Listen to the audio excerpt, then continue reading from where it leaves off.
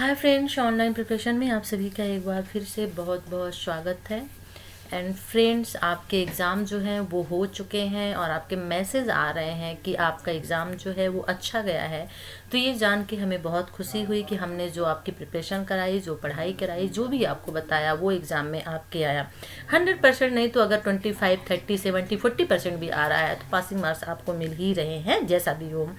चलिए, बहुत सारी मेरे पास जो है पेपर आ रहे हैं जिनके आंसर आप लोग को चाहिए है। तो ये जो पेपर है ये सेट सी है, बिहार का है। ओके, पेपर जो है सेट सी है और बिहार का है। मैं एक बार इसे थोड़ा सा क्लियर कर लेती हूँ। ओके, तो ये जो है पेपर जो सेट है आपका, मैं देख लेती हूँ, सी है। ठीक है, पेपर सेट सी है, बिहार का है ये। तो इसके चलिए मैं आंसर आपको बता देती हूँ। जैसे पहला क्वेश्चन इसमें है, थोड़ा सा इसमें क्लियर नहीं दिख रहा है क्योंकि ये थोड़ी सी इमेज ऐसी भेजी गई है। किसी भी कलाकार में पहले से किए गए रंग पर सफ़ेद पेंसिल से पुनः रंग करके कौन सा प्रभाव पाया जा सकता है, ये आपका क्वेश्चन है।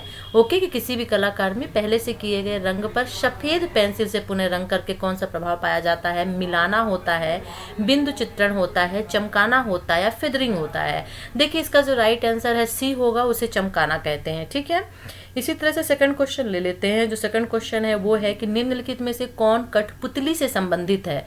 अब यहाँ पे जो ऑप्शन दिए हुए हैं ये ऐसे ऑप्शन है कि कठपुतली अगर आप बनाते हैं तो उनमें से कौन मटेरियल यूज किया जाता है कठपुतली बनाने में। ठीक है, कागज मोड़ने की कला, चमकाना या घोटना, अंगुली दस्ताने मोजे और अलंकृत करना, इनमें से कठपुतली से संबंधित क्या है। तो राइट आंसर देखिए सी होगा। अंगुली दस्ताने और मोजे जो है इनसे कठपुतली बनाई जाती है। ठीक है ना, तो राइट आंसर सी होगा।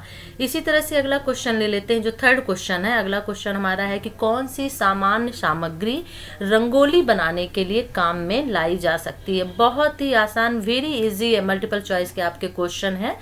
और अभी तक जितने आपके पेपर हुए हैं उनके अकॉर्डिंग ये 508 जो आपका है बहुत ही ईजी है। तो कौन सी सामान्य सामग्री रंगोली बनाने के काम में लाई जाती है। माचिस की तीलियां हैं, सूखे रंग हैं, बोतलों के ढक्कन है या दांत साफ करने वाले पुराने ब्रश हैं। तो सीधी सी बात है, रंगोली बनाने में सूखे रंग जो है वो प्रयोग में लाए जाते हैं। तो राइट आंसर इसका बी हो जाएगा। ये मुझे बिहार से हुमैरा जी ने ये पेपर भेजा है, तो उन्होंने जो भी तक आंसर किए हैं बिल्कुल सही किए हैं। इसी तरह से 4 क्वेश्चन ले लेते हैं। 4 नंबर का क्वेश्चन है कि निम्नलिखित में से कौन सा पोषक तत्व शरीर निर्माण के लिए है, यानी शरीर निर्माण के लिए कौन सा पोषक तत्व जरूरी होता है। इसमें वसा, विटामिन, कार्बोहाइड्रेट, प्रोटीन। तो इसका जो राइट आंसर होगा वो प्रोटीन होगा। ठीक है ना, चलिए अब हम नेक्स्ट क्वेश्चन ले लेते हैं, यानी नेक्स्ट इमेज ले लेते हैं। अगला क्वेश्चन हमारा इसमें से है 5th नंबर का, कि अभी आपके मैसेज भी बहुत सारे आ रहे हैं इसमें कि कौन सी अवस्था योग से संबंधित नहीं है। कौन सी अवस्था जो इसमें है वो योग से संबंधित नहीं है। तो देखिए, नियम है, तंद्रा है, समाधि है, प्राणायाम है। तो योग से संबंधित नहीं है, तो इसमें तंद्रा जो है योग से संबंधित नहीं है। ठीक है ना, तो राइट आंसर हो जाएगा ये आपका बी। इसी तरह से यहाँ पे 6 क्वेश्चन ले लेते हैं कि कक्षा में प्रकाश की उचित व्यवस्था के संदर्भ में कौन सा कथन सही है। कक्षा में प्रकाश की उचित व्यवस्था के संदर्भ में कौन सा कथन सही है। कक्षा में प्रकाश की व्यवस्था देखना अध्यापक का काम नहीं है। इसमें क्वेश्चन समझिएगा, सही नहीं, कौन सा कथन सही है। ओके, और बिजली की तारों को नियमित रूप से जांच नहीं होनी चाहिए। कक्षों की दीवारों पर चटकीले रंग होने चाहिए और रतौंधीग्रस्त बच्चों को कक्षा में बैठने की अनुमति नहीं देनी चाहिए। तो कौन सा कथन सही है। तो सी जो है बिल्कुल राइट आंसर होगा कि कक्षों की दीवारों पर चटकीले रंग होने चाहिए। कथन बिल्कुल सही है। ठीक है, इसी तरह से हम नेक्स्ट क्वेश्चन ले लेते हैं और आपसे एक बात और डिस्कस करना चाहेंगे कि प्लीज़ आप जो है, आपके अब एग्ज़ाम्स जो हैं ये हो चुके हैं और हम जो है 10 अप्रैल से आपके टेट की प्रिपरेशन स्टार्ट करने वाले हैं। टेट की तैयारी आपको कराएंगे।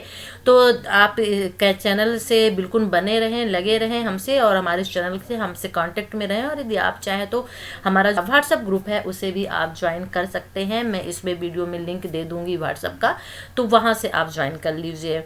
चलिए नेक्स्ट क्वेश्चन देख लेते हैं कि निम्नलिखित में से कौन सा आधारभूत कौशल कबड्डी से संबंधित है।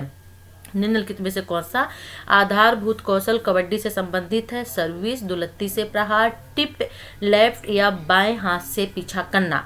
तो कबड्डी में सीधी सी बात है दुलत्ती से प्रहार करना ही संबंधित है, यानी दुलत्ती यानी कि पैर का प्रयोग किया जाता है कबड्डी में। ठीक है, चलिए नेक्स्ट क्वेश्चन देख लेते हैं।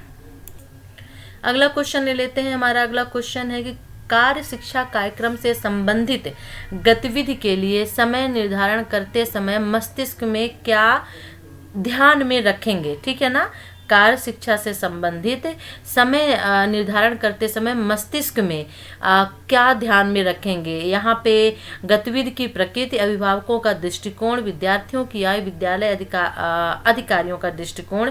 तो देखिए, मैं आपसे हमेशा यही चीज कहती हूँ कि ये जब क्वेश्चन में ही आंसर छुपा हुआ है, आपका क्वेश्चन कह रहा कार्य शिक्षा कार्यक्रम से संबंधित गतिविधि के लिए, तो सीधी सी बात है इसमें आपको गतिविधि की प्रकृति का आप मस्तिष्क में ध्यान में रखेंगे। गतिविधि की जो प्रकृति वो किस तरह की है, तो इसका राइट आंसर ए होगा, गतिविधि की प्रकृति। ओके, चलिए नेक्स्ट क्वेश्चन देख लेते हैं कि संगीत के परंपरा के प्रति सराहना का भाव बच्चों में पैदा करने के लिए कौन सी गतिविधि सर्वाधिक संभव गतिविधि है? संगीत के परंपरा के प्रति सराहना का भाव बच्चों में पैदा करने के लिए कौन सी गतिविधि सर्वाधिक संभव गतिविधि है?